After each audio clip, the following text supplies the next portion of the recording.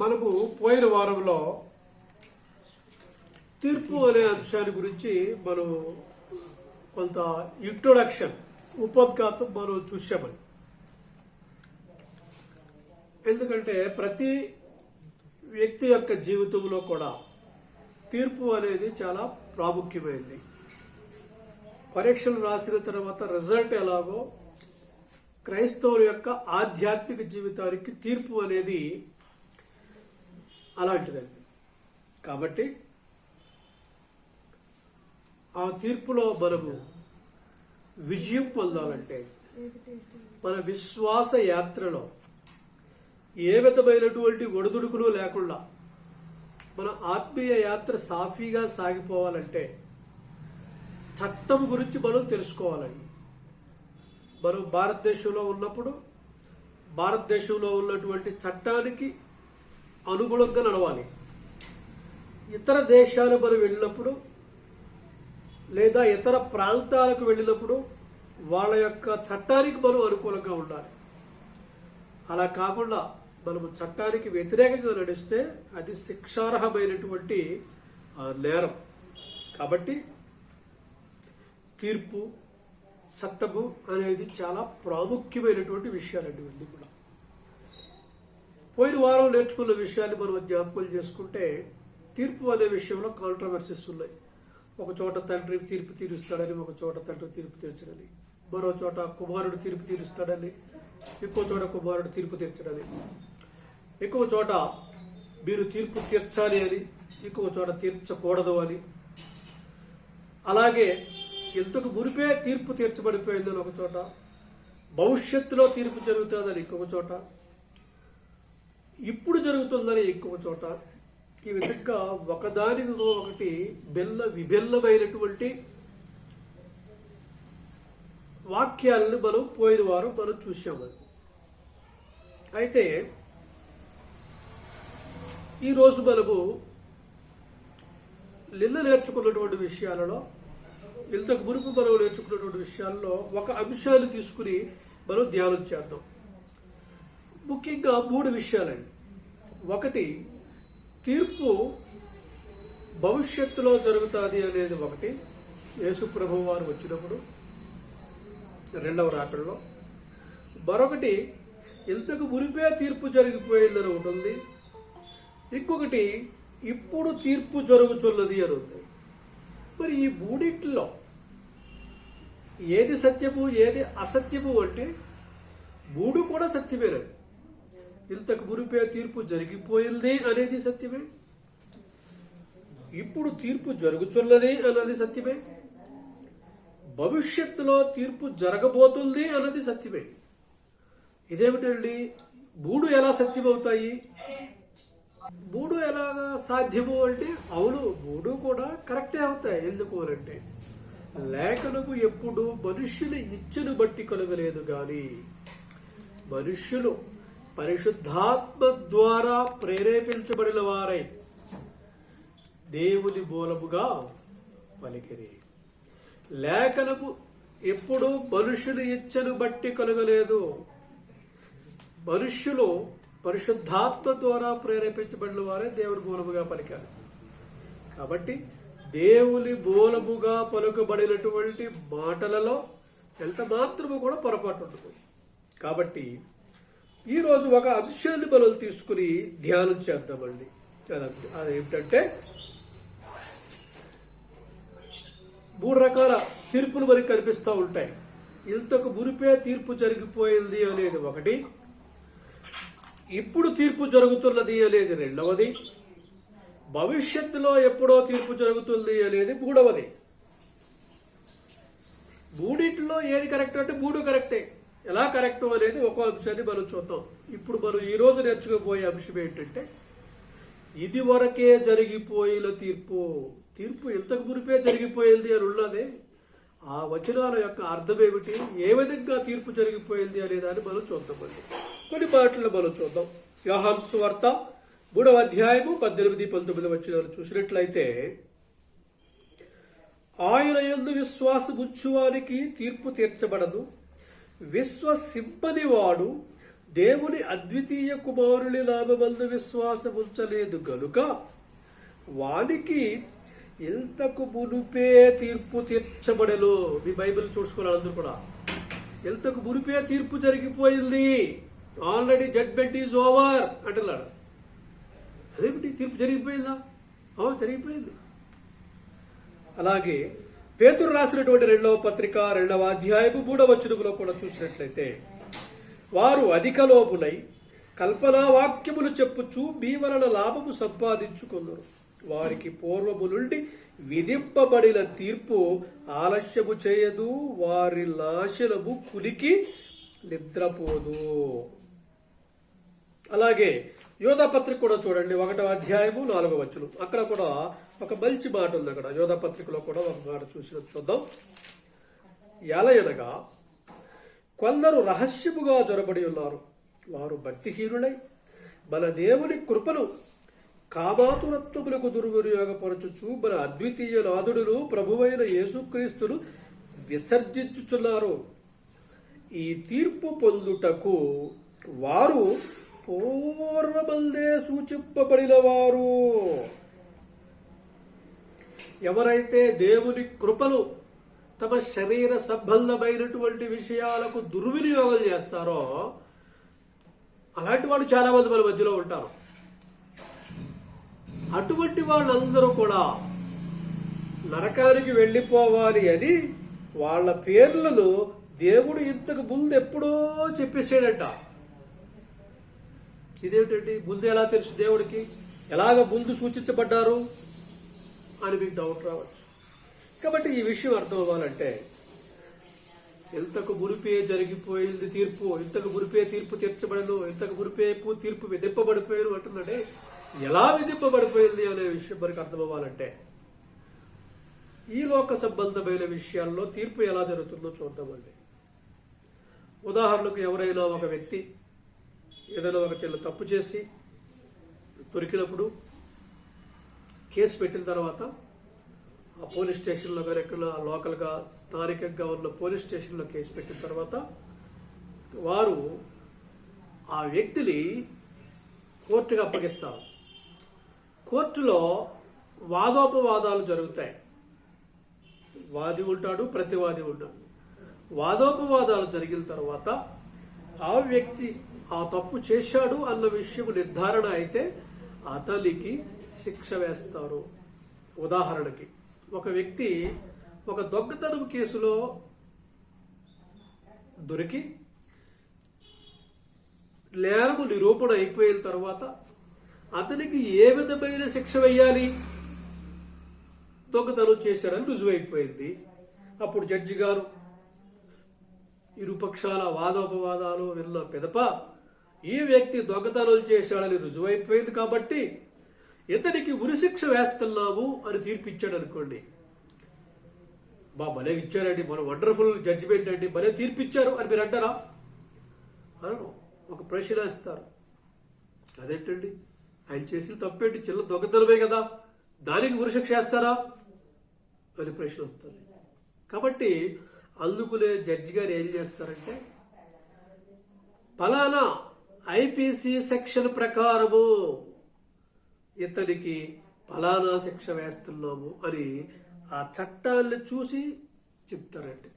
అంటే అర్థం ఏంటంటే, జడ్జి గారు ఏ తప్పుకి ఏ శిక్ష వెయ్యాలి అన్న సంగతి అప్పటికప్పుడు ఆయన తన మనసులో ఊహించుకుని శిక్ష వెయ్యడు.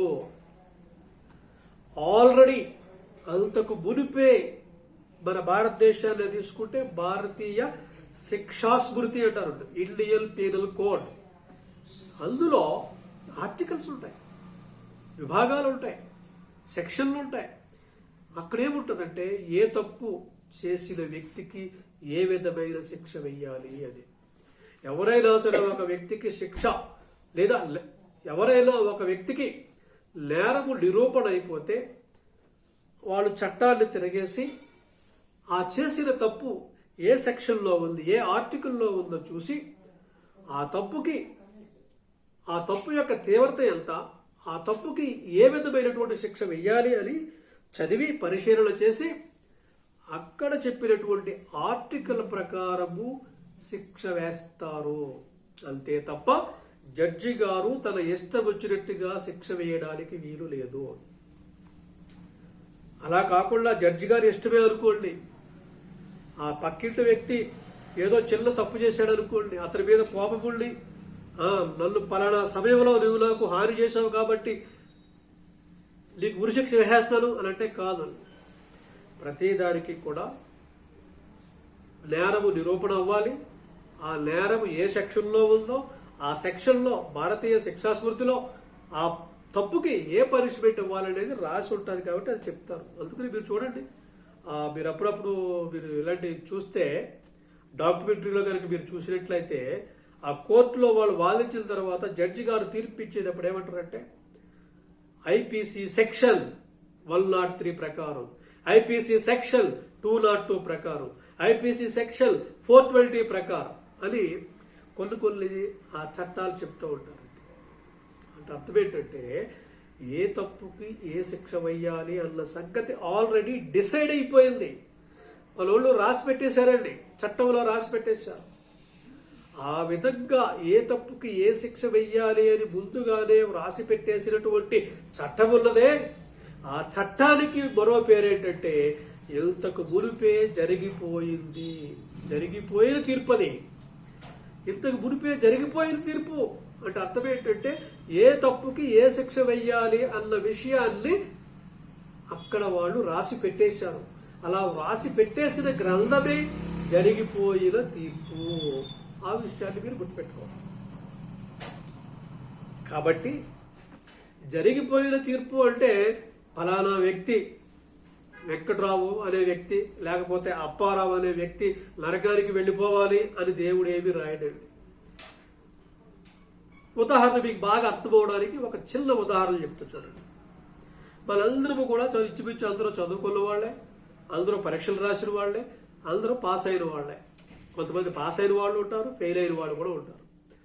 అంటే పాసు ఫెయిల్ అనేది ఎలా నిర్ణయిస్తారు అని అంటే ఒక చట్టం ఉంది. మనము 100 మార్కులకు ప్రశ్న, 100 మార్కులకు పరీక్ష రాస్తే అందులో మనకి కనీసము 35 మార్కులు రావాలి. ఒక చట్టం అనమాట. ఆ 35 మార్కులు కానీ అంతకంటే ఎక్కువ కానీ వస్తే నువ్వు పాస్ అయినట్టు. 35 కంటే తక్కువ వస్తే నువ్వు ఫెయిల్ అయినట్టు అని ఒక చట్టం చేశారు. ఇప్పుడు నీవు పరీక్ష రాశావు, నీకు 36 మార్కులు వచ్చాయి. నీవు పాస్ అయ్యావా ఫెయిల్ అయ్యావా? ఎస్, పాస్ అయ్యా. ఇంకొక సబ్జెక్ట్లో నీకు 34 మార్కులే వచ్చాయి. నువ్వు పాస్ అయ్యావా ఫెయిల్ అయ్యావా అంటే సార్ ఫెయిల్ అయిపోయాను సార్, 34 మార్కులే వచ్చాయి. ఫెయిల్ అయిపోయానే, ఒక్క మార్కు వచ్చుంటే నేను పాస్ అయ్యి ఉండేవాళ్లే అని బాధపడుతున్నాం. అంటే ఇన్ని మార్కులు వస్తే పాసు, ఇన్ని మార్కులు వస్తే ఫెయిలు అని ముందుగానే డిసైడ్ అయిపోయి ఉంటుందండి. అలాగ ముందుగా 35 వస్తేనే పాసు, 35 తక్కువ వస్తే ఫెయిల్ అని ముందుగానే డిసైడ్ అయిపోయిన విషయం ఉందే, అదే జరిగిపోయిన తీర్పు. అలాగే క్రైస్తవ పరిభాషలో ఇంతకు మునిపే తీర్పు జరిగిపోయింది అని అంటే ఎలా జరిగిపోయింది అనే విషయాన్ని మనం చూడాలి. మనకు మామూలుగా సింపుల్గా చెప్పేయాలంటే క్రైస్తవులకు శిక్ష ఎలా పడుతుంది, శిక్ష ఏ విధంగా పడుతుంది, ఏమి చేస్తే శిక్ష పడుతుంది, శిక్ష ఎవరు విధిస్తారు, దేన్ని బట్టి విధిస్తారు అన్న సంగతి కనుక మనము జాగ్రత్తగా పరిశీలన చేస్తే అసలు తీర్పు జరిగిపోయిందా, జరిగిపోయిన తీర్పు చట్టం ఎక్కడుందన్న విషయం మనకు అర్థమైపోతుంది. ఆ చట్టం తెలియాలండి. చట్టం తెలియకపోతే కష్టం. ఆ చట్టాల గురించి మనం చూద్దాం. కొన్ని మాటలు మనం చూద్దాం.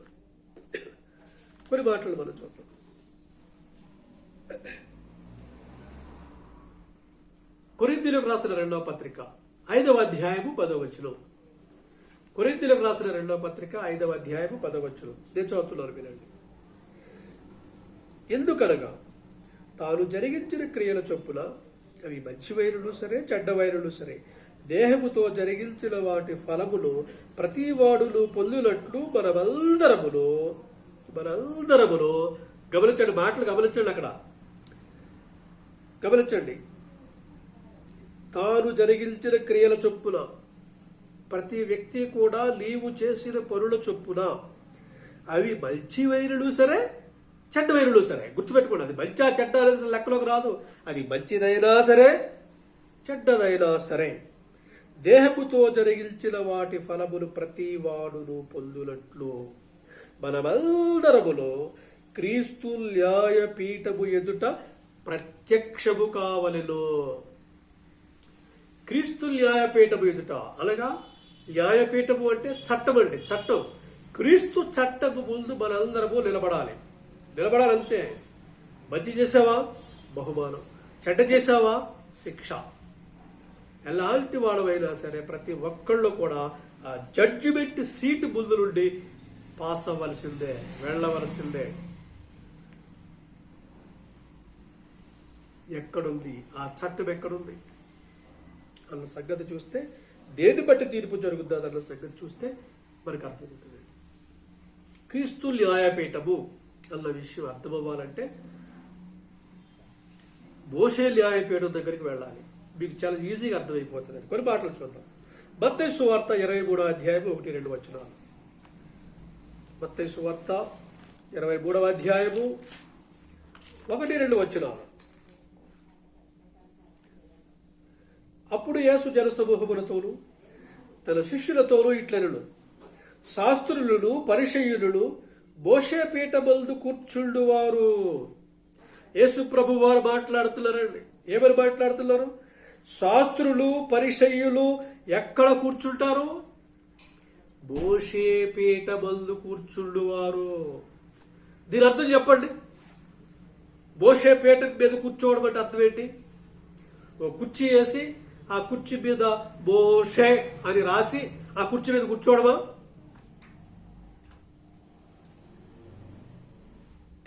కాదండి. మోషే పీఠం అంటే ఏంటో తెలియాలి మనకి. మోషే పీఠం అంటే మోషే కుర్చీయా? అప్పుడు ఎప్పుడో గత కాలంలో, పూర్వకాలంలో మోషే గారు కూర్చున్నటువంటి భౌతిక సంబంధమైన కుర్చీ గురించి చెప్తున్నారా అంటే నో. మోషే గారు కూర్చున్నటువంటి 4 కాళ్ళ కుర్చీ గురించి కాదు అక్కడ చెప్పేది. భౌతిక సంబంధమైన కుర్చీ గురించి కాదు. మోషే న్యాయపీఠము అంటే ఏంటంటే శాస్త్రులు పరిసయ్యులు మోషే పీఠం మీద కూర్చుంటారు అంటే అర్థం ఏంటంటే మోషే చట్టం, మోషే ఇచ్చినటువంటి చట్టం. ఏదది? పంచకాండములండి మనకున్నాయే. ఆది కాండము నుండి ద్వితీయోపదేశ కాండం వరకు ఉన్నటువంటి 5 కాండాలు ఉన్నాయే. ధర్మశాస్త్రము, మోషే ధర్మశాస్త్రము, దానికి రకరకాల పేర్లు ఉన్నాయి. మోషే ధర్మశాస్త్రం వల్ల, యెహోవా ధర్మశాస్త్రం వల్ల, దేవుని ధర్మశాస్త్రం వల్ల. అదేనండి. చాలా మంది అది వేరు ఇది వేరు అంటారు. అదేది కాదు. ఆల్రెడీ ఆ విషయాన్ని మనము ప్రారంభంలోనే ఫస్ట్ క్లాస్లో నేర్చేసుకున్నాం మనం. ఇంత beginning of the time training. ఇంకా డౌట్ ఏమి లేదు. మోషే పీఠము అంటే మోషే యొక్క చట్టం, మోషే ఇచ్చిన చట్టం. ఏదది? 5 కాండాలు, పంచకాండములు, మోషే ధర్మశాస్త్రము. ఇప్పుడు చూడండి, శాస్త్రులు పరిసయ్యులు మోషే పీఠమందు కూర్చుండేవారు. మోషే న్యాయపీఠము. ఇక్కడ క్రీస్తు న్యాయపీఠం అన్నాడు ఇందాక. 2 కొరింథీ పత్రిక 5:10లో మనందరము కూడా క్రీస్తు న్యాయపీఠం ఎదుట నిలబడాలి. అంటే క్రీస్తు యొక్క చట్టం ముందు నిలబడాలి. ఇక్కడ మత్తయి 23:1-2 ఏమంటాడు? శాస్త్రులు పరిసయ్యులు మోషే పీఠమందు కూర్చుండువారు అంటే మోషే చట్టమందు కూర్చుండువారు. చట్టం మీద కూర్చోవడం అంటే అర్థం ఏంటి? అపోస్తుల కార్యములు 23వ అధ్యాయం 1, 2, 3, 4 వచనాలు చూద్దామండి. మోషే పీఠం మీద కూర్చోవడం అంటే ఏమిటో అర్థమవుతుంది మనకి. ఎంత చక్కటి మాటలు ఇక్కడ మీరు అర్థమైపోతుంది. మోషే పీఠం ముందు కూర్చోవడం అంటే అర్థం ఏంటో ఇక్కడ చాలా స్పష్టంగా ఉంది. పౌలు వాళ్ళని చూసి మాట్లాడుతున్నాడు, సహోదరులారా, నేను నేటి వరకు చాలా మంచి మనస్సాక్షి కలిగి ఉన్నాను, దేవుని ఎదుట నడుచుకుంటున్నాను అని తన గురించి మంచిగా చెప్తుంటే ప్రధాన యాజకుడు అననీయ ఏమంటున్నాడు? అతనిని నోటి మీద కొట్టండి అని దగ్గరున్న వాళ్ళకి ఆజ్ఞాపించాడు. అప్పుడు పౌలు గారు ఏమని మాట్లాడుతున్నాడు చూడండి. పౌలు అతను చూచి, సుల్లము కొట్టిన గోడ దేవుడు నిన్ను కొట్టును. ఇప్పుడు నేను చదివే మాట జాగ్రత్తగా గమనించండి మీరు. నీవు ధర్మశాస్త్రము చొప్పున నన్ను విమర్శింప కూర్చుండి. నీవు కూర్చున్నావు. దేని ప్రకారము నన్ను విమర్శిస్తున్నావు? నువ్వు ధర్మశాస్త్ర ప్రకారము, మోషే ఇచ్చినటువంటి ధర్మశాస్త్ర ప్రకారము నన్ను విమర్శిస్తున్నావు. అంటే నన్ను విమర్శించడానికి, నేను మంచోడ్నా కాదా, నేను తప్పు చేశానా లేదా అని నన్ను విమర్శించడానికి నువ్వు ఉపయోగించే చట్టమేది? మోషే ధర్మశాస్త్రం. అందుకనే ఆయన అంటున్నాడు, నీవు ధర్మశాస్త్రము చొప్పున నన్ను విమర్శింప కూర్చుండి ధర్మశాస్త్రములకు విరోధముగా నన్ను కొట్ట ఆజ్ఞాపించుచున్నావా అనిను. అంటే ఇక్కడ మనకు కావలసిన ప్రాముఖ్యమైన విషయం ఏంటంటే, నీవు ధర్మశాస్త్రము చొప్పున నన్ను విమర్శింప కూర్చుండి అంటే మోషే న్యాయపీఠం మీద కూర్చోవడం అంటే ఒక కుర్చీ మీద కూర్చోవడం కాదు, కానీ ఆ చట్ట ప్రకారము విమర్శించి తీర్పు చెప్పడం, అది దాని అర్థం. చట్టం ముందు నిలబడ్డాడు. ఇప్పుడు అపోస్తులుడైన పౌలు గారు చట్టం ముందు నిలబడ్డాడు. ఏ చట్టం ముందు? మోషే పీఠము ముందు నిలబడ్డాడు. మోషే పీఠము ముందు నిలబడి తీర్పు పొందుతున్నాడు. అందుకనే ఆయన అంటున్నాడు నీవు ధర్మశాస్త్ర ప్రకారము నన్ను విమర్శించ కూర్చుండి ధర్మశాస్త్రానికి వ్యతిరేకంగా మాట్లాడుతున్నావు ఏంటి అంటే అర్థం ఏంటంటే, మోషే పీఠము అంటే మోషే యొక్క ధర్మశాస్త్రము, మరి క్రీస్తు న్యాయపీఠము అంటే క్రీస్తు యొక్క చట్టము, క్రీస్తు యొక్క ధర్మశాస్త్రము. మోషే ధర్మశాస్త్రం ఎలాగో క్రీస్తు యొక్క ధర్మశాస్త్రము, మోషే న్యాయపీఠం ఎలాగో ఇక్కడ క్రీస్తు యొక్క న్యాయపీఠము, మోషే చట్టం ఎలాగో ఇక్కడ క్రీస్తు యొక్క చట్టం. ఏదా చట్టము? ఎక్కడుంది? చూద్దాం. దేన్ని బట్టి తీర్పు జరుగుతుందన్న విషయాన్ని మనం కొన్ని మాటలు చూద్దాం. అందరూ తీయాలండి బైబిల్. ప్రతి ఒక్కళ్ళు కూడా బైబిల్ తీసి చూడాలి. రోమపత్రిక 2వ అధ్యాయం 16వ వచనం. రోమపత్రిక 2వ అధ్యాయము 16వ వచనం. ప్రతి ఒక్కళ్ళు కూడా బైబిల్ తీయాలండి. ఎంత చక్కటి అద్భుతమైనటువంటి మాటలు ఎక్కడ మనకు ఉన్నాయంటే, రోమపత్రిక 2వ అధ్యాయం 16వ వచనం. దేవుడు నా సువార్త ప్రకారము యేసుక్రీస్తు ద్వారా మనుష్యుల రహస్యములను విమర్శించు దినమందు ఎలాగు జరుగును. విమర్శ, మనుషుల యొక్క పాపాలు, రహస్యాలు అల్లి విమర్శించేది దేనిని బట్టి, దేని ప్రకారము తీర్పు జరుగుతుంది అన్నాడు ఆయన. ఇక్కడ ఈ బైబిల్ అండర్లైన్ చేసుకోండి. అక్కడ దేవుడు నా సువార్త ప్రకారము మిమ్మల్ని విమర్శిస్తాడు. మీకు తీర్పు జరుగుతుంది. దేని ప్రకారము చెప్పాలండి? దేని ప్రకారము? చూడండి, చదవండి మొదటి మాట, చదవండి 16లో మొదటి మాట. దేవుడు నా సువార్త ప్రకారము యేసుక్రీస్తు ద్వారా. దేవుడు నా సువార్త ప్రకారము యేసుక్రీస్తు ద్వారా మిమ్మల్ని విమర్శిస్తాడు. సువార్త ప్రకారము నిన్ను విమర్శిస్తాడు దేవుడు. నీకు తీర్పు తీరుస్తాడు దేవుడు. దేన్ని బట్టి అంటే సువార్త ప్రకారము. ఈ పాయింట్ మీరు నోట్ చేసుకోవాలి. సువార్త ప్రకారం. ఇంకో మరో మాట చూద్దాం. తెస్సలోనికైలకు రాసిన 2వ పత్రిక 1వ అధ్యాయం 6 నుండి 8 వచనాలండి. తెస్సలోనికైలకు రాసిన 2వ పత్రిక 1వ అధ్యాయం 6 నుండి 8 వచనాలు. ప్రభువైన యేసు తన ప్రభావమును కనపరుచు దూతలతో కూడా పరలోకము నుండి అగ్ని జ్వాలలలో ప్రత్యక్షమై దేవుని ఎరుగని వారికిని, తర్వాత మాటలు చూడండి, మన ప్రభువైన యేసు సువార్తకు లోబడని వారికి దండన. మన ప్రభువైన యేసు క్రీస్తు సువార్తకు లోబడని వారికి ప్రతిదండన. అంటే శిక్ష, తీర్పు, నరకం అనేది దేనిని బట్టి, దేని ప్రకారము ఇస్తానన్నాడు ఆయన? యేసు సువార్త ప్రకారం. యేసు యొక్క సువార్త ప్రకారం. మరొకటి చూద్దామండి. యోహాను రాసిన సువార్త 12వ అధ్యాయము 48వ వచనం, నన్ను నిరాకరించి నా మాటలను అంగీకరింపని వారికి తీర్పు తీర్చువాడు ఒకడు కలడో. ఎవరైతే నన్ను నిరాకరిస్తారో, నన్ను పట్టించుకోరో, నన్ను అంగీకరించరో వాళ్ళకి తీర్పు తీర్చే వ్యక్తి ఒకడున్నాడో. ఎవరండి ఆయన? చూడండి ఏమన్నాడు ఆయన? నేను చెప్పిన మాటయే. ఏంటండి? నేను చెప్పిన మాటయే అంత్య దినమందు వారికి తీర్పు తీర్చను. నేను ఇప్పుడు చెప్తున్నానే, నా నోట్లో మాట వస్తుందే, ఆ మాటే మీకు తీర్పు తీరుస్తుంది అని యేసు ప్రభు వారు చెప్తున్నారు. యేసు ప్రభు వారు చెప్పిన మాట, సువార్త ఎక్కడుంది అని మనం ఆలోచించగలిగితే ఎక్కడుందండి అది? యేసు ప్రభు వారు చెప్పిన మాటలు కానివ్వండి, సువార్తగా ఎక్కడుంది? బైబిల్ అండి. ప్రపంచానికి తీర్పు తీర్చే చట్టం ఏది? బైబిల్ అంటే మీరు అనొచ్చు పాత నిబంధన, కొత్త నిబంధన అని.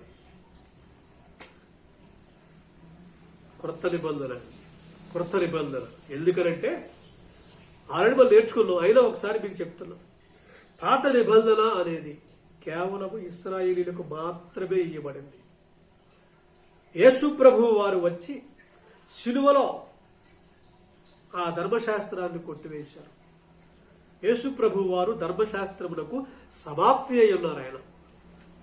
ఇప్పుడు ప్రపంచమంతా కూడా మోషే యొక్క ధర్మశాస్త్రం కింద లేదండి.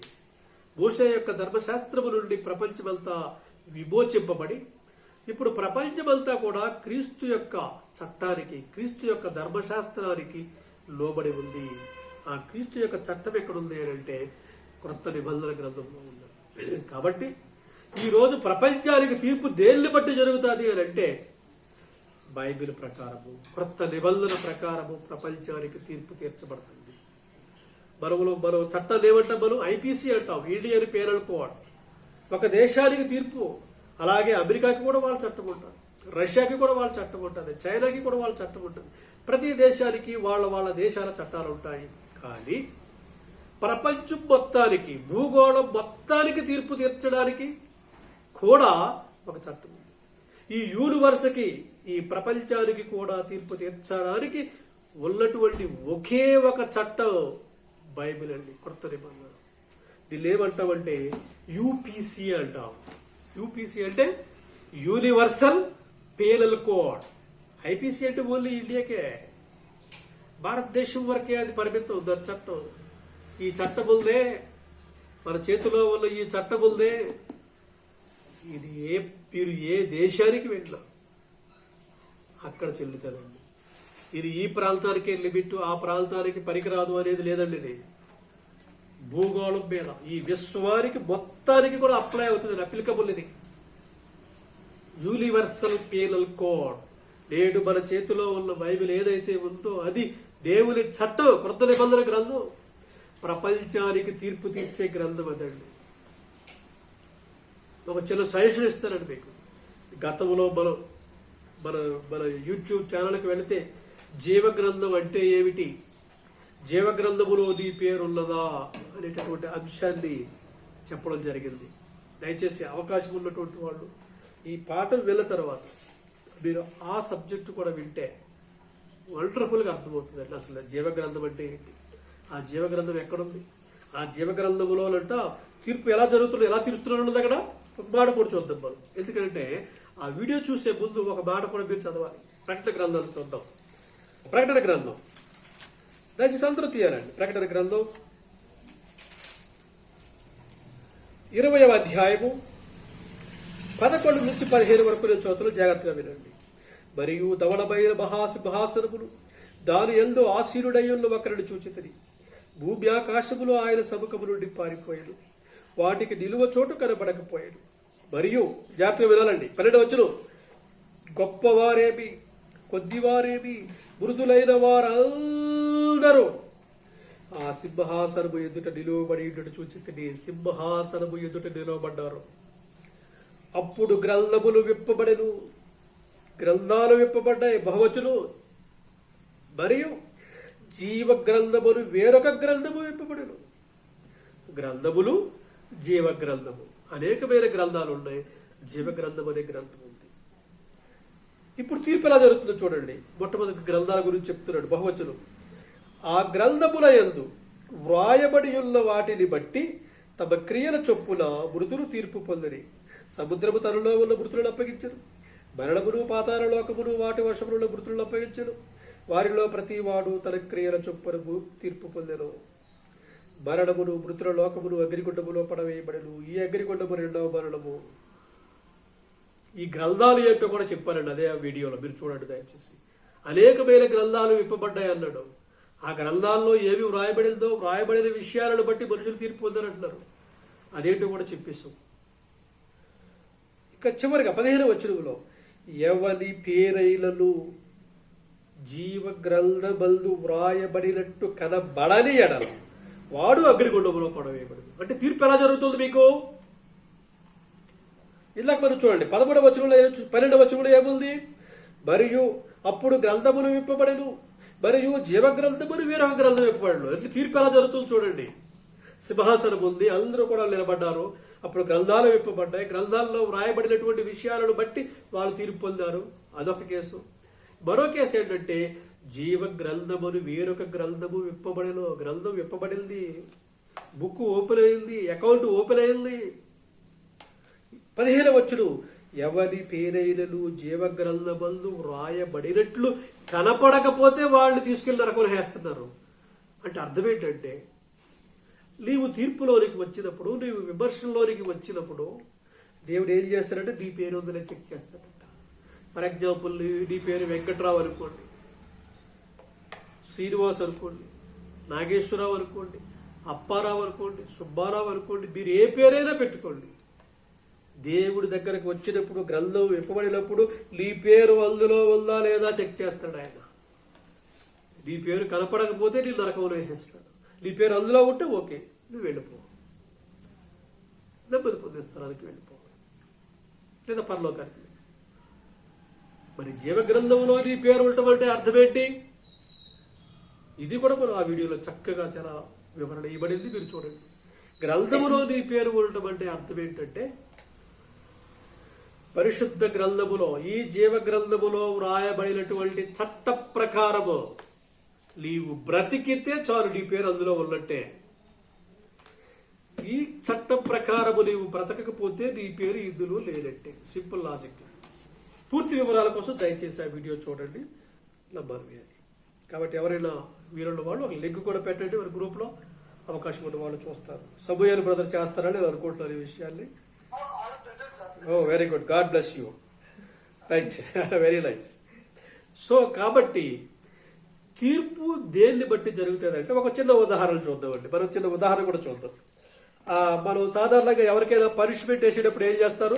పలానా చట్ట ప్రకారం అని చెప్పి, యువర్ ఆనర్ పలానా వ్యక్తి నేరం నిరూపణ అయింది కాబట్టి ఐపీసీ సెక్షన్ 103 ప్రకారము లేదా ఐపీసీ సెక్షన్ 202 ప్రకారం ఇతనికి పలానా శిక్ష వేస్తున్నారు అని జడ్జి గారు తీర్పిస్తారు.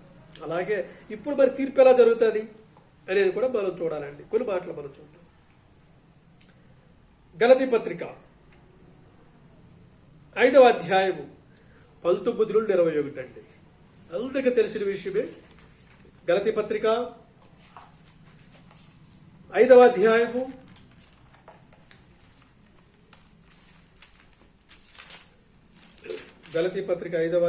19 నుండి 21. ఇలా చదువుతున్న వినండి. శరీర కార్యములు స్పష్టమై ఉన్నవి అవేమనగా జారత్వము, అపవిత్రత, కాముకత్వము, విగ్రహారాధన, అభిచారము, ద్వేషములు, కలహము, మత్సరములు, క్రోధములు, కక్షలు, భేదములు, విమతములు, అసూయలు, మత్తతలు, అల్లరితో కూడిన ఆటపాటలు మొదలైనవి.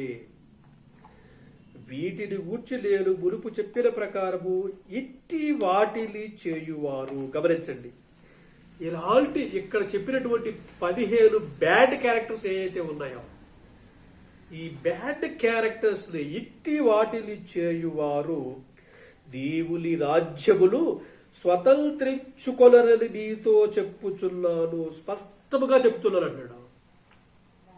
అంటే భవిష్యత్తులో రేపొద్దుట నీవు దేవుని చట్టము ముందు నిలబడ్డప్పుడు, నీవు దేవుని రాజ్యములో నిన్ను పరలోకములోనికి ప్రవేశపెట్టాలా వద్దా? పలానా వెంకటరావు అనే వ్యక్తిని, పలానా సుబ్బారావు అనే వ్యక్తిని, పలానా నాగేశ్వరరావు అనే వ్యక్తిని, పలానా శ్రీనివాస్ అనే వ్యక్తిని పరలోకంలో పెట్టాలా వద్దా అంటే చట్టం తిరగేస్తారు. అప్పుడు చట్టం ఏముంది? చట్టంలో ఏముంది? జారత్వము, అపవిత్రత, కాముకత్వము, విగ్రహారాధన, ఇవన్నీ లిస్ట్ ఉంది. ఈ లిస్టులో ఉన్నటువంటి క్యారెక్టర్స్ ఏమైనా ఉన్నాయి ఈ క్యాండిడేట్కి? సార్ 10 క్యారెక్టర్లు బాగానే ఉన్నాయండి, 5 క్యారెక్టర్స్ బాగోలేవు, ఏం చేద్దాం?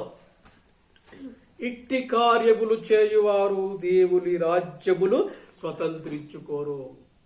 సార్ మరోడే సార్, మన ఏరియానే సార్, పాస్ చేసేద్దాం సార్, కొంచెం ముందుకు పంపించేద్దాం సార్ అంటే చట్టం ఒప్పుకోదు.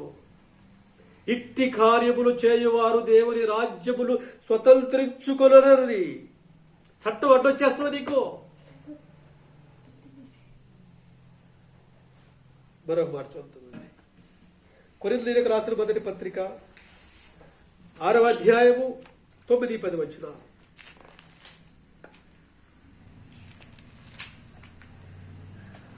కొరింథీయులకు రాసిన మొదటి పత్రిక 6వ అధ్యాయము 9-10 వచనాలు. అన్యాయస్తులు దేవుని రాజ్యములకు వారసులు కారని మీకు తెలియదా? అంటే అర్థం ఏంటండి? నీవు అన్యాయం చేశావా, నీవు పరలోకానికి వెళ్ళావు. చట్టం రేపొద్దు తీర్పు తీర్చేటప్పుడు యువరానా ఫలానా వ్యక్తి అన్యాయం చేశాడు కాబట్టి కొరింథీయులకు రాసిన మొదటి పత్రిక 6వ అధ్యాయం 9-10 వచనాల ప్రకారం ఇతను పరలోకానికి వెళ్ళే అవకాశం లేదు కాబట్టి ఇతను నరకంలోకి తోసేయండి. That's all. ఏ ఆర్టికల్ చెప్పాలి, చట్టం చెప్పాలి, కోర్టు చెప్పాలి, అంతే తప్ప దేవుడు నిన్ను ఫలానా వ్యక్తి నరకానికి వెళ్ళిపోవాలి అని ముందు డిసైడ్ చేయడానికి గుర్తుపెట్టుకోండి. దేవుడు ఎప్పుడు డిసైడ్ చేయడు. ఆల్రెడీ చట్టములో వ్రాయబడిపోయింది. నీవు ఈ పని చేస్తే నీవు పరలోకానికి వెళ్తావు, ఈ పని చేస్తే నరకానికి వెళతావు. నీకు 35 మార్కులు కానీ అంతకన్నా ఎక్కువ వస్తేనే నువ్వు పాస్ అవు, 35 కన్నా తక్కువ వస్తే నువ్వు ఫెయిల్. అది ఎప్పుడో డిసైడ్ అయిపోయింది. ఇప్పటికిప్పుడు కూర్చుని ఎవరూ రాసింది కాదది. ఇంతకు మునిపే జరిగిపోయిన తీర్పది. నీకు 35 వస్తేనే పాస్. అలాగే అన్యాయస్తులు దేవుని రాజ్యానికి వారసులు కావాలి. దొంగలు, అబద్ధ సాక్ష్యాలు చెప్పేవాళ్ళు, మోసాలు చేసేవాళ్ళు, బూతులు మాట్లాడేవాళ్ళు, కొట్టేవాళ్ళు, మనుషులు కొట్టేవాళ్ళు, మనుషులు చంపేవాళ్ళు, విగ్రహారాధన చేసేవాళ్ళు, ఈ క్యారెక్టర్స్ ఇక్కడ అల్లరితో కూడిన ఆటపాటలు, డ్యాన్సులు, గొంతులు వేసేవాళ్ళు, తాగుబోతులు, వీళ్ళందరూ కూడా వెళ్ళరు అనేది చట్టం. ఆ చట్ట ప్రకారం నువ్వు వెళ్ళవు అంటే నీకు తీర్పు తీర్చేది ఏంటంటే ఈ చట్టమే, బైబిలే. ఇది ఎప్పుడు వ్రాయబడింది? ఇది ఎప్పుడో దేవుడు చట్టాన్ని స్థిరపరిచేశాడు. అందుకనే ఎంతకు మునిపే నీకు తీర్పు జరిగిపోయింది అంటే అర్థం ఏంటంటే ఇప్పటికిప్పుడు నీవు నరకానికి వెళ్ళిపోని దేవుడు చెప్పడండి, గుర్తుపెట్టుకోండి. ఆల్రెడీ వ్రాయబడిపోయిన చట్ట ప్రకారం నీకు తీర్పు జరుగుతుంది. మరికొన్ని మాటలు మనం చూద్దాం. అపోస్తుల కార్యములు 20వ అధ్యాయము 27వ వచనం. దేవుని సంకల్పమంతయు మీకు తెలుపకుండా నేనేమీ దాచుకోలేదు అంటే అర్థం ఏంటండి? దేవుని చట్టము నేనేమీ దాచుకోలేదు, మొత్తం అంతా మీకు చెప్పేశాను. నేను చట్టం మొత్తం మీకు చెప్పేశాను. కాబట్టి 26 చూడండి ఏమన్నాడు? దేవుని యొక్క సంకల్పాన్ని మొత్తాన్ని నేను మీకు చెప్పేశాను. దేవుడు నాకేమైతే నేర్పించాడో అన్ని మీకు చెప్పేశాను నేను. ఇక నాకు ఇంక మరుగైనది ఏమీ లేదు. రూల్స్ అండ్ రెగ్యులేషన్స్ అన్ని మీకు చెప్పేశాను నేను.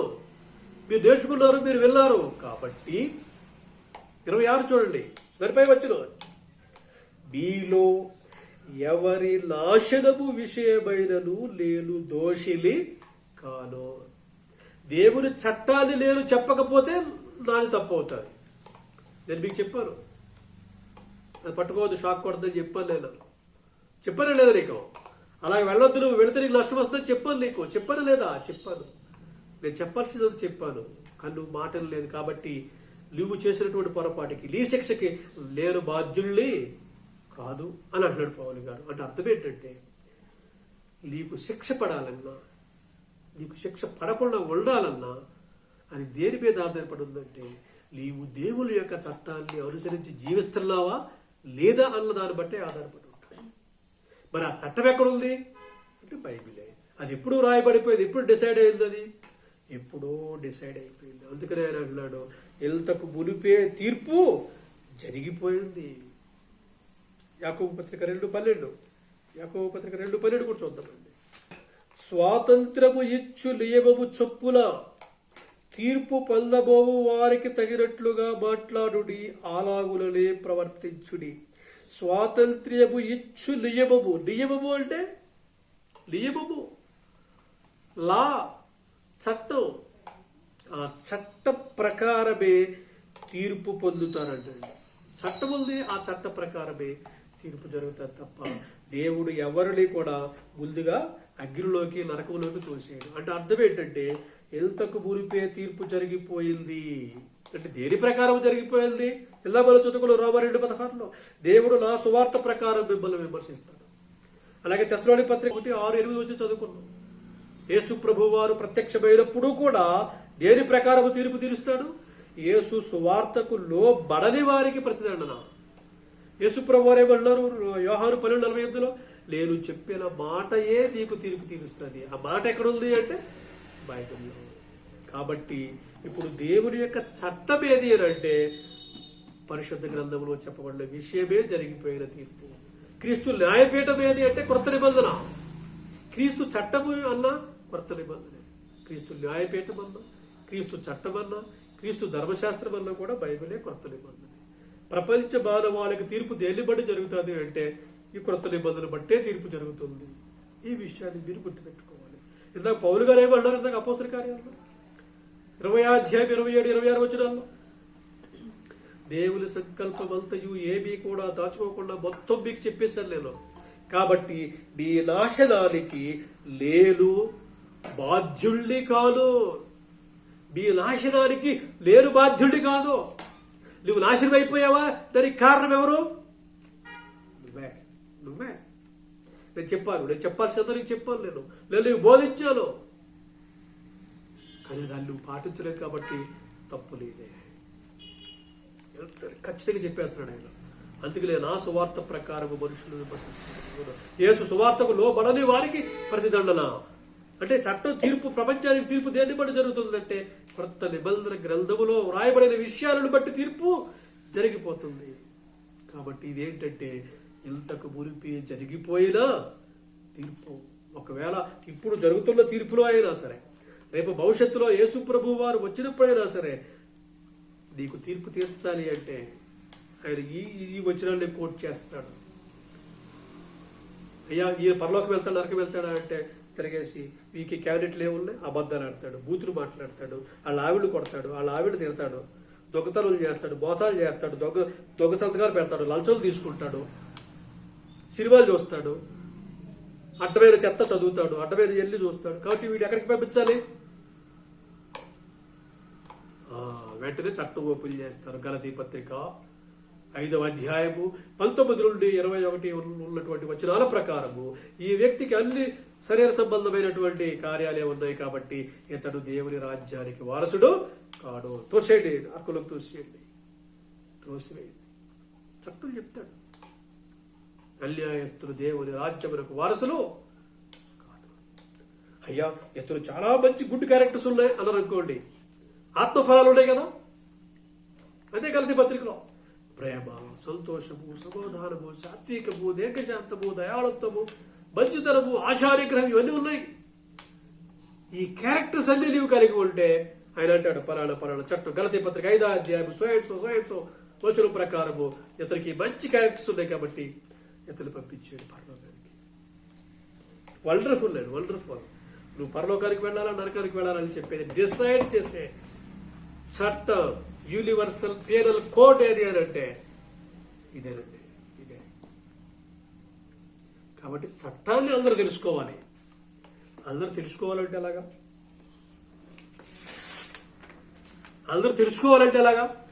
That is important. చట్టము తెలియకపోతే నీకు శిక్ష ఉండదు, గుర్తుపెట్టుకోండి. ఎవరైనా ఒక వ్యక్తికి చట్టము తెలియకపోతే శిక్ష ఉండదు. ఎందుకని ఇంతకాలం పౌరు గారు అన్నాడు ఆయన. అపోస్తల కార్యాలు 20:27 ఏమన్నాడు ఆయన? దేవుని సంకల్పమంతయు ఏమీ దాచుకోకుండా మొత్తం మిగిలిన చెప్పేశాను కాబట్టి మీలో ఎవరి నాశనానికి నేను బాధ్యుడిని కాదు. చెప్పకపోతే తప్పు నీదవుతుంది. కాబట్టి చెప్పాలి, చెప్పవలసిన బాధ్యత నీది. కొన్ని మాటలు చూద్దాం చూడండి. మార్కు సువార్త, యేసు ప్రభు వారు మరణాన్ని జయించి తిరిగి లేచిన తర్వాత ఏమని చెప్తున్నారు చూడండి. మార్కు 16:15, మీరు సర్వలోకములకు వెళ్ళి సర్వ సృష్టికి సువార్తలు ఏం చేయాలండి? దాచిపెట్టాలా? ప్రకటించండి.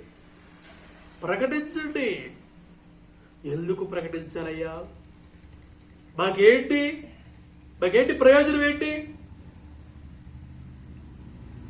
ఇంజనీరింగ్ చదువుకుంటే, లేకపోతే డాక్టర్ చదువుకుంటే మంచి మంచి ఉద్యోగాలు వస్తాయి, మంచి మంచి డబ్బులు వస్తాయి, హ్యాపీగా బ్రతకొచ్చు, కారులో తిరగచ్చు, హ్యాపీగా విలాసవంతమైన బ్రతకొచ్చు. దేవుని సేవ చేస్తే మాకేమొస్తుంది? ఏముండవు. నిజమైన సేవ చేస్తే అన్ని కష్టాలు, ఇరుకులు, ఇబ్బందులు, సమస్యలే. హగ్గు ఆర్భాటాలు ఉండవు. ఏంటి ప్రయోజనం నీకు? సువార్తలు ప్రకటించాలి. ఎందుకు ప్రకటించాలంటే రేపొద్దుట భవిష్యత్తులో కానివ్వండి, ఇప్పుడు నీ జీవితంలో కానీ నిన్ను దేవుడు విమర్శించేది, నీకు తీర్పు జరిగేది దేన్ని బట్టి అంటే ఈ సువార్తలు బట్టి. మరి చట్టాన్ని చెప్పవలసిన బాధ్యత నీపై మోపబడింది. అందుకని పౌలు గారు అంటున్నారు, సువార్తను ప్రకటించవలసిన భారము నాపై మోపబడి ఉన్నది. అయ్యో, నేను సువార్తను ప్రకటింపకపోయిన ఎడల నాకు శ్రమ. 9:16 కొరింథీయులకు రాసిన మొదటి పత్రిక. సువార్తను ప్రకటింపకపోతే నాకు శ్రమ అంటున్నాడు. ఇప్పుడు ఎవరైనా మిమ్మల్ని పిలిచి, సార్ మీరు ఎవరు కొంచెం వాక్యం చెప్పండి అంటే, అమ్మ బాబు పెట్టేశారు, నన్ను చెప్పమంటున్నారు సార్, చాలా టైం ఉంది సార్, చూద్దాం సార్, చాలా టైం ఉందండి. ఏం టైం లేదండి, గుర్తుపెట్టి. చాలా టైం ఉంది అనుకున్న వాళ్ళు ఈ రోజులు చూసేవాళ్ళు లేరు. కరోనా వచ్చి చాలా మందిని తీసుకుపోయింది. రేపు అనేది లేదండి, అసలు గుర్తుపెట్టుకోండి. ఈ రోజే మనదే. ఈ రోజు నేను వాక్యం చెప్తున్నాను, థ్యాంక్ గాడ్ నాకు అవకాశం ఇచ్చావు. ఈ రోజు మనం వాక్యం వింటున్నాం, థ్యాంక్ గాడ్ నాకు అవకాశం ఇచ్చావు. ఒక విషయాన్ని నేర్చుకుని నాకు అవకాశం ఇచ్చావు, థ్యాంక్ గాడ్, దట్స్ ఆల్. రేపు ఉంటావా లేదా నో గ్యారెంటీ. అందుకనే అంటాడు హెబ్రీ పత్రికలో, లేడు అనబడు సమయం ఉండగానే మీరు ఇల్లు చక్కబెట్టేసుకోవాలి. రేపు నీది కాదు, రేపేమి సంభవించునో నీకు తెలియదు. అందుకనే మత్తయి 28:19 అంటాడు ఆయన, మత్తయి సువార్త 28:19. కాబట్టి మీరు వెళ్ళి సమస్త జనులను శిష్యులుగా చేయండి, తండ్రి యొక్క కుమారుడు యొక్క పరిశుద్ధాత్మ యొక్క నామములోనికి వారికి బాప్తిసం ఇచ్చుచు, నేను మీకు ఏ ఏ సంగతులను ఆజ్ఞాపించితినో వాటిని అన్నిటినీ గైకొనవలెనని వారికి బోధించండి. మీరు ఖాళీ కూర్చుంటే ఉపయోగం లేదని చెప్తున్నారు. మీరు ఏమైనా చదువుకోండి, ఎంత డిగ్రీలు చదవండి, ఇంజనీరింగ్ కానీ, డాక్టర్ కానీ, ఐఏఎస్ కానీ, ఐపీఎస్ కానీ, మీరు ఏదైనా చదువుకోండి, అవన్నీ కూడా ఈ జాలెడు పొట్టలు పోషించుకోవడానికే ఉపయోగపడతాయి తప్ప మరెందుకు పనికిరావు. అవి ఉపయోగం లేవని కాదు, అవి ఈ మనము బ్రతికినంత కాలమే ఉపయోగపడతాయి అవి. కానీ దేవుని వాక్యాన్ని చదువుకొని మన ఆత్మీయ స్థితిని మెరుగుపరుచుకొని మనతో పాటు ఇతరులకు మనము బోధించామనుకోండి, మన బ్రతుకుతో పాటు మన ఆత్మతో పాటు వాళ్ళ బ్రతుకులు బాగుపడతాయి, వాళ్ళ ఆత్మలు కూడా నరకానికి వెళ్లకుండా తప్పించబడి మోక్షానికి చేరుకుంటాయి. గమనించారు. అందుకనే నేను మీకు ఏ ఏ సంగతులను మీకు ఆజ్ఞాపించుతున్నో వాటిని అన్నిటినీ గైకొనవలెనని వారికి బోధించి. మత్తయి 28:20. ఎక్కువ చూడండి. తిమోతికి రాసిన 2వ పత్రిక 4:5 పౌలు గారు చెప్తున్నారు తిమోతికి, నీవు అన్ని విషయములలో మితముగా ఉండము, శ్రమపడుము. లిమిట్గా ఉండు, శ్రమపడు, కష్టపడు. ఎందుకు? స్వార్థికుని పని చేయము. ఏ పని చేయాలండి చెప్పండి మీరు? స్వార్థికుని పని చేయాలి. స్వార్థికుని పని చేయాలండి. లేదు సార్, కూర్చొని వింటాం సార్ అంటే కాదు, నథింగ్ అండి. మేము వచ్చి కూర్చుని మాత్రం వింటాం సార్ అంటే మీరు వద్దండి, అసలుకి కూర్చోవద్దు, మీరు రావద్దు. కూర్చుని వినడానికి మీరు బోర్డు ఉన్నాయండి, మీరు బోర్డు వినడానికి బోర్డులు ఉన్నాయి. ఇది వినేది కాదు. Come to learn. ఇక్కడ ఎందుకు రండి అంటే మీరు నేర్చుకోవడానికి రండి. Go to save. వెళ్ళిపోండి, మీరు వెళ్ళిపోయి సేవ చేయండి, అంతే. ఖాళీ కూర్చోవద్దు మీరు. ఎవడు నువ్వు దీపము వెలిగించి కొంచెము కింద పెట్టడు, దేవుని వాక్యం. అందరికీ వెలిగించుడికై దానిని దీపస్తంభం మీద పెడతాడు. నిజంగానే మీరు దీపస్తంభం మీద పెట్టినటువంటి దీపంలా ఉండాలి. కొంచెం కింద పెట్టారనుకోండి, ఎవరికి ఉపయోగం లేదండి. నేర్చుకోండి, ప్రకటించండి. అందుకని స్వార్థికుని పరిచయము, ఈ పరిచర్యలు సంపూర్ణంగా జరిగించండి. ఉదయం ఎప్పుడుతో చీకటితో లేస్తామండి, వెళ్ళిపోతాం. మళ్ళీ వచ్చేసరికి చీకటే. మా పరిస్థితి అయితే, నా పరిస్థితి అయితే అది. చీకటితో బయలుదేరిపోతాం, చీకటితో వస్తాం. ఇంటి దగ్గర సూర్యుడు చూసే పరిస్థితి చాలా తక్కువ, అరుదు. ఆఫీస్కి వెళ్ళామంటే బోల్డంతా టెన్షన్, గందరగోళం. సార్ అలిసిపోయింది సార్ అంటే కాదు, చెయ్యాలి. ఏ టైంలో ఈ ప్రాణం పోతుందో తెలియదు. ఉన్న 4 రోజులైనా సరే, బ్రతికి 1 రోజైనా సరే ఆయన పని చెయ్యాలి. స్వార్థికుని పరిచయము, నీ పరిచర్యలు సంపూర్ణముగా జరిగింపు. 4:2 పైన 2 తిమోతి రాసిన 2వ పత్రిక 4:2 వాక్యములు ప్రకటించుము. బాబు ఖాళీ కూర్చోవద్దు నాన్న, బ్రదర్ ఖాళీ కూర్చోవద్దు, సిస్టర్ ఖాళీ కూర్చోవద్దు. వాక్యములు ప్రకటించుము. ఎప్పుడు ప్రకటించాలండి? ఏమైనా టైం ఉందా? ముహూర్తం ఉందా? సమయబంధులు, అసమయబంధులు, సమయబంధులు, అసమయబంధులు. ప్రయాసపడము. ప్రయాసపడాలి. ప్రయాసపడటం అర్థం ఏంటండి? చెమటలు కార్చాలండి, చెమటలు కార్చాలి. కనీసం ఒక్క బొట్టల్లో కారుతుందండి, అది చెమటే పట్టదు మనకి చెమటే పట్టదు. ప్రయాసపడము. సంపూర్ణమైన దీర్ఘశాంతముతో ఉపదేశించుచు, ఖండించుము, గద్దించుము, బుద్ధి చెప్పాలి. దొంగ బోధలు వస్తాయి, బోడలు బోధలు వస్తాయండి. ఖండించాలి, గద్దించాలి, బుద్ధి చెప్పాలి. అదే తిమోతి పత్రికలో 2వ అధ్యాయం 2వ వచనం, నీవు అనేక సాక్షులు ఎదుట నా వలన వినిన సంగతులను ఇతరులకు బోధించుటకు సామర్థ్యము గల నమ్మకమైన మనుషులకు అప్పగించు. తిమోతి, పౌలు గారు మాట్లాడుతున్నారు. తిమోతి, యువకుడా, యవనస్తుడా, నీవు నా దగ్గర చాలా విషయాలు నేర్చుకున్నావే. ఆ నేర్చుకున్న విషయాలను నీవు నీ దగ్గరే పెట్టుకోవద్దు. నీ జ్ఞానాన్ని నీతో ఆపొద్దు. దాన్ని ఎవరికి ఇవ్వాలి తెలుసా? నీ తర్వాత ఎవరికి ఇవ్వాలో తెలుసా? ఎవరికి ఇవ్వాలండి? ఎవరికి ఇవ్వాలి? సామర్థ్యము, నమ్మకము. సామర్థ్యం ఉండాలి, కేపబిలిటీ ఉండాలి, కెపాసిటీ ఉండాలి, సామర్థ్యం ఉండాలి. సామర్థ్యం ఉంటేనే కాదు, నమ్మకత్వం ఉండాలి. ఇది ఇంపార్టెంట్ అండి. చాలా మందికి సామర్థ్యం ఉంటుంది కానీ నమ్మకత్వం ఉండదు. సామర్థ్యం ఉండి నమ్మకత్వం లేకపోతే ఉపయోగం లేదు. సామర్థ్యముతో పాటు, పనిచేసే సామర్థ్యముతో పాటు నమ్మకత్వం కూడా ఉండాలి. దేవునికి నమ్మకంగా ఉండాలి. నీవు నేర్చుకున్న బోధ ఎవరికి చెప్పమంటున్నాడు? ఇతరులకు బోధించడం కోసం సామర్థ్యము గల నమ్మకమైన మనుషులకు అప్పగించు. ఒక్కళ్ళు చాలండి మీ లైఫ్లో ఒక్కళ్ళని టైరప్ చేయడం చాలు. సామర్థ్యము, నమ్మకము కలిగిన వాళ్ళు చాలు. వాళ్ళు మొత్తం ప్రపంచాన్ని దున్నేస్తారు. పౌలు గారి గురించి ఏమని మాట్లాడతారు?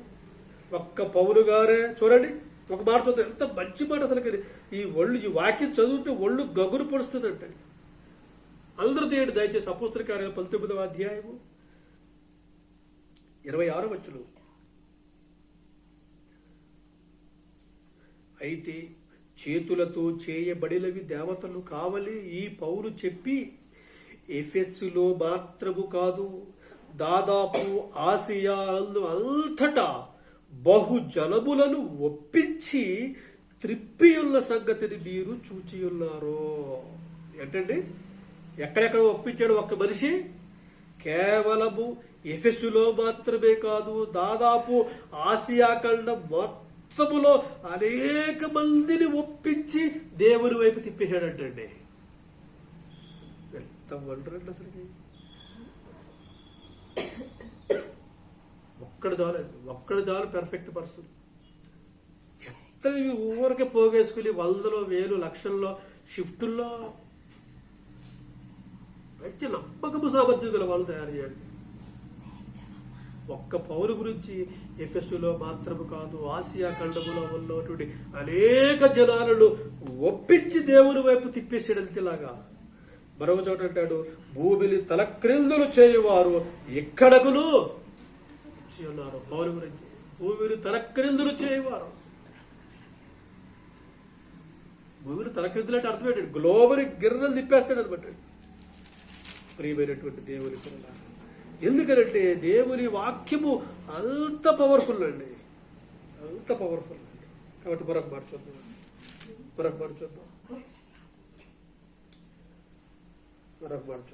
కొరింథీయులకు రాసిన మొదటి పత్రిక 9:16 చదువుకున్నాను. సువార్తలు ప్రకటింపవలసిన భారము నా మీద మోపబడి ఉన్నది. అయ్యో, నేను సువార్తలు ప్రకటింపకపోయినలా నాకు శ్రమ. ప్రకటింపకపోతే శ్రమ. ఇప్పుడు మనం ఏమనుకుంటాం? ప్రకటించడం అంటే పెద్ద శ్రమగా అనుకుంటాం. అది కాదండి, నువ్వు ప్రకటించకపోతే శ్రమ. అప్పుడప్పుడు మన కొన్ని కారణాల వల్ల మన క్లాసులు మిస్ అవుతూ ఉంటాం. ఆఫీస్ పని కానివ్వండి, రకరకాల కారణాలు. చాలా బాధ కలుగుతూ ఉంటుంది. అలాంటప్పుడు మనం మిస్ అయిపోతుంది. అయ్యో, ఈరోజు వాక్యం చెప్పలేకపోయాను, ఈరోజు వాక్యం వెళ్ళలేకపోయింది. అయ్యో, నేను సువార్తలు ప్రకటింపకపోతే నాకు శ్రమ అంటుంది. అలా ఉండాలండి. ఎందుకో తెలుసండి, ఎందుకంటే దేవుడు మనల్ని ఏర్పాటు చేసుకున్నాడు. అనేక సార్లు చెప్పాను ఈ మాట, మరలా చెప్తున్నాను. పేతురు రాసిన మొదటి పత్రిక 2వ అధ్యాయము 9వ వచనం. చీకటిలో నుండి ఆశ్చర్యకరమైన తన వెలుగులోనికి మిమ్మును పిలిచిన వారి గుణాతిశయములను ప్రచురము చేయ నిమిత్తము ఏర్పరచబడిన వంశములు, రాజులైన యాజక సమూహములు, పరిశుద్ధ జనములు, దేవుని సొత్తైన ప్రజలులై ఉన్నారు. దేవుడు మిమ్మల్ని ఎన్నుకున్నాడు. ఎలా ఎన్నుకున్నాడు? రాజులైన యాజక సమూహము అంటే అర్థం ఏంటండి? యాజకత్వం చేయాలి మీరు. యాజకత్వం చేయడం అంటే దేవుని యొక్క వాక్యాల్ని ప్రకటించాలి. ఎందుకు ప్రకటించాలో కూడా చెప్తున్నాడు చూడండి. రోమాపత్రిక 10వ అధ్యాయం ముగించుకుందామండి. రోమాపత్రిక 10వ అధ్యాయం 13-15. ప్రభువు నామమును బట్టి ప్రార్థన చేయువాడెవడో వాడు రక్షింపబడును. వారు విశ్వసింపని వారికి ఎట్లు ప్రార్థన చేయుదురు? వినని వాడు ఎట్లు విశ్వసించుదురు? ప్రకటించువారు లేకుండా వారు ఎట్లు వింటారు? ప్రకటించువారు పంపబడి ఎట్లా ఎవరు ప్రకటించురు? ఇందు విషయమై ఉత్తమమైన వాటిని గురించి ప్రకటించు సువార్త ప్రకటించు వారి పాదములు ఎంతో సుందరములై ఉన్నది.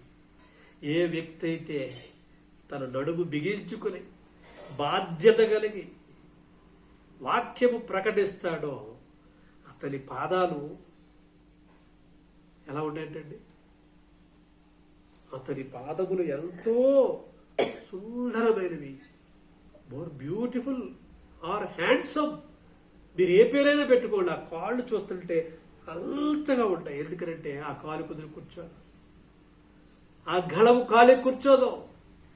దేవుని యొక్క సువార్తమానాన్ని ప్రపంచానికి చాటి చెప్పడానికి నిరంతరం ప్రయత్నం చేస్తూ ఉంటుంది. ఆ గళము ఎంత మధురమైనది, ఆ పాదములు ఎంత సుందరమైనవి అన్నాడే. ఆ గళము ఎంత మధురమైనది. అప్పుడప్పుడు కొంతమంది పాటలు పాడుతూ ఉంటారు సింగర్స్. ఆ పాటలు వింటుంటే ఎంత మధురంగా ఉంటుంది స్వరం. అబ్బా, ఎంత స్వరం! అలాగే సువార్తను ప్రకటిస్తే నీ పాదాలు ఎంతో సుందరం. ఎందుకు సుందరం అంటే నీవు ప్రకటిస్తేనే వాళ్ళు వింటారు, వాళ్ళు వింటేనే విశ్వసిస్తారు. వినుట కాగా విశ్వాసం దేన్ని బట్టి కలుగుతుంది? వినుట వలన విశ్వాసము కలుగుతుంది. వినాలి. ఎదుటి వ్యక్తికి విశ్వాసం కలగాలంటే వినాలి. మరి ప్రకటించినప్పుడు ఎవరిని ఎలా వింటాడు? ప్రకటించేవారు లేకపోతే ఎలా వింటారు, ఎలా విశ్వసిస్తారు? కాబట్టి ఖచ్చితంగా ఫస్ట్ ఎవరిదంటే బాధ్యత? ప్రకటించే వాళ్ళదే బాధ్యత. నువ్వు ప్రకటిస్తే ఎదుటి వాళ్ళు వింటారు, నువ్వు ప్రకటించకపోతే ఎవరు వింటారు? వెళ్ళరు.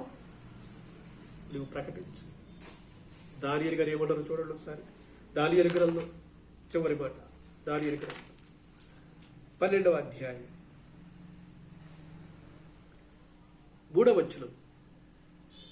ఎంత వండర్ఫుల్ మాట అండి. దానియేలు 12:3.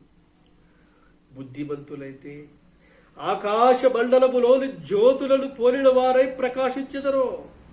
బుద్ధిమంతులు ఎలా ఉంటారంటే నీతిమంతులు ఆకాశ మండలములోని జ్యోతులను పోలిన వారే ప్రకాశిస్తారు. తర్వాత మనం చూడండి ఎంత బ్యూటిఫుల్. నీతి మార్గము అనుసరించి నడుచుకొనున్నట్లు ఏ వ్యక్తి అయితే అనేకులను నీతి మార్గము వైపు తిప్పుతారో వారు నక్షత్రము వలె నిరంతరములు ప్రకాశిస్తారు. మాకేంటండి అన్ని వరవచ్చు.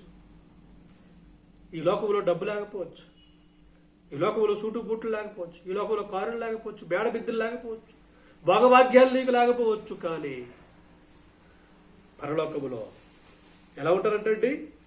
ఎంత మంచి మాట. మళ్ళీ చూడండి.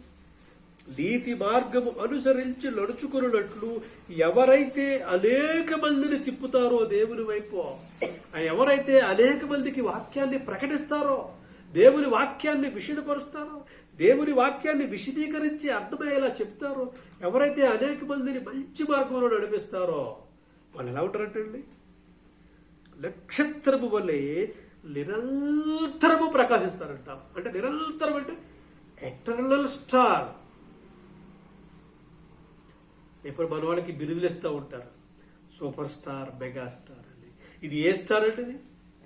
ఎటర్నల్ స్టార్, అన్కౌంటబుల్, నిరంతరము. ఆ స్టార్లు కొంతకాలం పోతే మర్చిపోతారండి ఆ స్టార్లని. కానీ ఈ స్టార్ ఎటర్నల్ స్టార్. మరి నీవు నేను ఎటర్నల్ స్టార్గా ఉండాలంటే ఏం చేయాలి చెప్పండి? ఏం చేయాలి చెప్పండి? మీరు చెప్పండి. ఎవరైనా ప్రకటించాలండి, అంతే. ఎప్పుడు ప్రకటించాలి? సార్ రిటైర్ అయిపోయాక చేద్దాం సార్ అంటాడు ఒక ఆయన. ఇప్పుడు కాదు సార్, ఇప్పుడే కొంచెం ఎనర్జీ ఉంది, ఇప్పుడే 4 రాళ్ళు ఎనకేసుకోవాలి. రిటైర్మెంట్ అయిపోయింది. పెళ్ళి ఎప్పుడు చేసుకుంటారు? బ్రదర్ మీకు 25 ఏజ్ వచ్చింది కదా, మరి పెళ్లి చేసుకుంటారంటే ఇప్పుడు కాదు సార్, రిటైర్మెంట్ అయిపోయి చేసుకుంటాం అంటారా? దానికి ఉండదు, దానికి లిమిట్ ఉండదండి. ఎందుకని? లిమిట్ పెట్టుకుంటే రిటైర్మెంట్ అయిపోయాక ఏం చేస్తాను? ప్రియమైనటువంటి దేవుని పిల్లలు, అందుకే అంటున్నాడు, యవ్వన కాలమందు దేవుని కాడి మోయుట నరునికి మేలు. యవ్వనగా ఇప్పుడే నేను చెప్పాల్సింది. కొంతకాలం పోయిందంటే చూపు కనపడదు, ఎక్కువసేపు మీరు మాట్లాడలేరు, ఆయాసం వచ్చేస్తుంది, నిలబడలేరు, కూర్చుంటే ఒక నిద్ర వచ్చి లేపాలి, లేస్తే మేము కూర్చోడానికి ఇద్దరు పట్టుకోవాలి, వర్కౌట్ అవ్వదు. ఏమైనా చేయాలంటే ఇప్పుడే చేయాలి, బలముడిగానే చేయాలి, ఎవరిలోనే చేయాలి. ఎంత ఎందుకంటే దేవుని తీర్పు జరిగిపోయింది. ఆ చట్టము నేడు మన చేతిలో దేవుడు పెట్టాడు. ఈ చట్టాన్ని ప్రకటించవలసినటువంటి బాధ్యత, భారము మనందరి మీద ఉందండి. కాబట్టి వాయిదా వేయకండి, ప్లీజ్ డోంట్ పోస్ట్ పోన్. వాయిదా వేయకండి, వాయిదా పద్ధతులు వద్దు. Do it now. హెబ్రీ పత్రిక ఏమంటాడు? లేడు అనబడు సమయం ఉండగానే ఇదే బిక్కిలి అనుకూల సమయము. 2వ అధ్యాయం హెబ్రీ పత్రికలో, ఇదే బిక్కిలి అనుకూల సమయము, ఇదే రక్షణ దినము, లేడు అనబడు సమయం ఉండగానే సమయమును సద్వినియోగం చేసుకున్నాడు. ప్రియమైన దేవుని పిల్లరా, జరిగిపోయిన తీర్పు ఏది అనంటే దేవుని చట్టమే. ఈ చట్ట ప్రకారమే ప్రపంచ మానవులందరికీ కూడా తీర్పు జరగబోతుంది. పౌలు గారు అంటున్నారు, నేను మీకు దేవుని సంకల్పం ఏది దాచుకోకుండా మొత్తం చెప్పేశాను, కాబట్టి మీ యొక్క నాశనానికి నేను బాధ్యుడిని కాదు. ఒకవేళ వాక్యాన్ని నేను ప్రకటించకపోతే తప్పు నాది, నేను చెప్పేశాను, తప్పు నాకు లేదు. మీరు వాక్యం తెలిసి కూడా మీరు వాక్యం ప్రకటించకపోతే నేరస్తులు అవుతారు, గుర్తుపెట్టుకోండి. మీకు తెలియకపోతే ఓకే, దాన్ని వదిలేసేయండి. తెలిసిన తర్వాత కూడా బైబిల్ ఉంది, మేలు చేయనెరగండి అలాగు చేయని వారికి పాపము కలుగును. కాబట్టి ప్రియమైనటువంటి దేవుని పిల్లారా, ప్రకటించండి, ప్రకటించండి, ప్రకటించండి, ప్రకటించండి. మరలా చెప్తున్నాం, ప్రకటించండి, ప్రకటించండి, ప్రకటించండి.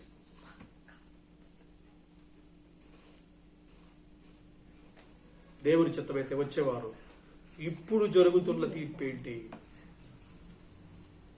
ఇప్పుడు జరుగుతున్న తీర్పేంటో మనం చూద్దాం. అది వచ్చేవారు దేవుని చిత్తమైతే వచ్చేవారు. చదువుకున్నాం కదండి యోహాను సువార్త 12వ అధ్యాయంలో, ఇప్పుడు ఈ లోకములకు తీర్పు జరుగుతున్నది అని. దేవుని చిత్తమైతే వచ్చేవారు అంశాన్ని చూద్దాం. అంతవరకు దేవుడు మనందరినీ తన కృప చొప్పున భద్రపరిచి నడిపించును కాక. ఆమేన్. ప్రార్థన చేసుకుందాం. తనలో వచ్చండి. పరిశుద్ధుడైన మా తండ్రి, ప్రేమ గల మా ప్రభువా, ఈ పరిశుద్ధ నామానికి వందనాలు, స్తుతులు, స్తోత్రం. తండ్రి, మాకు మంచి సమయాన్ని ఇచ్చారు, ప్రశాంతమైనటువంటి వాతావరణం. ఇందును బట్టి మీకు వందనాలు, స్తుతులు, స్తోత్రాలు. ఇతరులకు ప్రకటించిన తరువాత మేము భ్రష్టులమైపోకుండా మీ చిత్తానుసారముగా, మీ ఇష్టానుసారముగా నడుచుకున్నట్లుగా మమ్మల్ని మేమే నలుగుగొట్టుకుని మీ ఉద్దేశ ప్రకారం జీవించే భాగ్యం మాకు అనుగ్రహించండి నాయన. మీ వాక్యంలో సెలవిచ్చినట్లుగా ఇంతకు మునిపే తీర్పు తీర్చబడిపోయింది, ఇంతకు మునిపే తీర్పు జరిగిపోయింది అంటే దాని అర్థం ఏ తప్పుకి ఏ శిక్ష వేయాలి అన్న విషయాన్ని మీరు మీ పరిశుద్ధ గ్రంథములో, మీ చట్టములో, క్రీస్తు చట్టములో, క్రీస్తు న్యాయపీఠములో మీరు రాయించి పెట్టారు నాయన. ఆ చట్టము మా బైబిలేనండి. ప్రపంచానికి తీర్పు తీర్చేటటువంటి చట్టము ఈ బైబిలేనండి. మీరు మాకు నేర్పించిన విధానాన్ని బట్టి పొందడం తండ్రి, అందరికీ ఈ వాక్యాన్ని ప్రకటించి అందరినీ కూడా సిద్ధపరిచి అగ్నిలో నుండి లాగినట్లుగా అనేక మందిని నాయన చీకటిలో నుండి వెలుగులోనికి, మరణములో నుండి జీవములోనికి నాయన మీ బిడ్డలను నడిపించిన వారిగా మమ్మల్ని అందరినీ మీరు తీర్చిదిద్దండి, సహాయం చేయండి నాయన. సువార్తలు ప్రకటించవలసిన భారము, బాధ్యత మాపై మోపండి. అయ్యో నేను సువార్తను ప్రకటించకపోతే నాకు శ్రమ అన్నట్టుగా నాయన మేము భారము కలిగి, బాధ్యత కలిగి వాక్యాన్ని ప్రకటించే కృప తండ్రి నాకు మాకు దయచేయమని బ్రతిమారుకుంటున్నాను నాయన. ఎవరైతేనైనా ఈ కార్యక్రమంలోనైనా ఈలోక సంబంధం వారికి ఎన్నో విలువైన ముఖ్యమైన పనులు ఉన్నప్పటికీ వాటన్నిటినీ కట్టిపెట్టుకుని మీ సన్నిధికి వచ్చి శ్రద్ధతోటి వాక్యం వెళ్ళిన ప్రతి బిడ్డను కూడా మీరు దీవించండి తండ్రి. వారి జీవితంలో ఎటువంటి సమస్యలు ఉన్నా సరే వాటిని తీసివేయండి. ఆర్థిక సమస్య, ఆరోగ్య సమస్య, కుటుంబ సమస్య, ఏ సమస్య, ఉద్యోగ సమస్య ఏదైనప్పటికీ కూడా నాయన మీరు మాకు తోడుగా, మాకు ఏ కొదువ లేదన్నట్టుగా ఒక శుభకరమైన ఆనవానం మీ బిడ్డల జీవితాల్లో దయచేయమని బ్రతిమారుకుంటూ ఉన్నాం.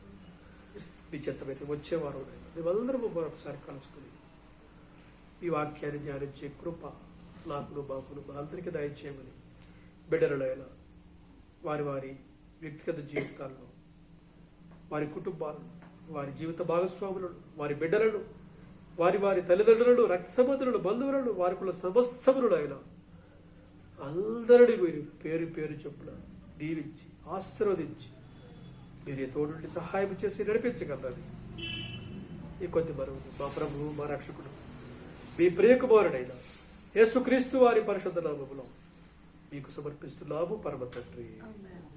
ఆమేన్. తండ్రి అయిన దేవుని ప్రేమ, కుమారుడైన యేసుక్రీస్తు వారి కృప, పరిశుద్ధాత్మ దేవుని అల్లుల సహవాసం కూడి ఎల్ల బలకులు సకల మానవాడికి ఇప్పుడు ఎల్లప్పుడూ సదాకాలం యేసుక్రీస్తు వారి ద్వారా తోడై ఉండి నడిపించును కాక. ఆమేన్. ఆమేన్. అందరికీ వందనాలండి బ్రదర్స్ అండ్ సిస్టర్స్.